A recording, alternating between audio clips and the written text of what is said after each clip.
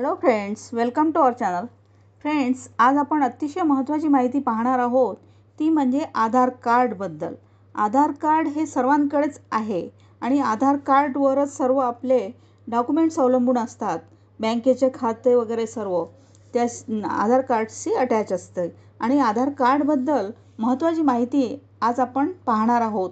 तर आधार कार्डची मुदत किती वर्षानंतर संपते आणि उडई संस्थेने काय अपडेट दिली आहे त्याबद्दल आपण पाहणार आहोत. तर चला पाहूया. भारतीय नागरिकांसाठी आधार कार्ड हे मुख्य ओळखपत्र मानले जाते. या कागदपत्राशिवाय तुमचे पानही हलणार नाही.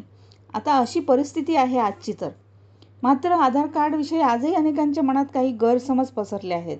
जसे की एकदा आधार कार्ड काढलं की आपल्या मृत्यूपर्यंत टेन्शन नाही. पण असे बिलकुल नाही. तुमच्या आधार कार्डला विशिष्ट मुदत आहे. या मुदतीनंतर तुमचे आधार कार्ड अवैध मीन्स इल्लीगल ठरणार नाही, पण तुमची अनेक सरकारी आणि खाजगी कामे खोळंबू शकतात. 10 वर्षानंतर आधार अपडेट करणे आवश्यक आहे का, हा प्रश्न सर्वांना पडतो. तर अनेक ठिकाणी 10 वर्षानंतर आधार कार्ड अपडेट करणे आवश्यक असल्याचे सांगितले जाते. यावर आधार जारी करणारी संस्था मीन्स UIDAIने स्पष्टीकरण दिले आहे.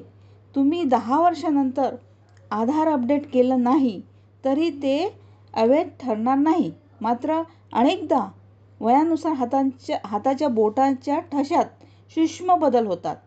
परिणामी बायोमेट्रिक ऑथेंटिकेशन होण्यास अडथळा निर्माण होतो. यासाठी आधार कार्ड वेळोवेळी अपडेट करण्यास UIDAIने सांगितले आहे. तसेच मुलांचे आधार अपडेट मोफत होते. 5 ते 15 वर्ष वयोगटातील मुलांचे आधार कार्ड अपडेट करणे अनिवार्य झालेले आहे.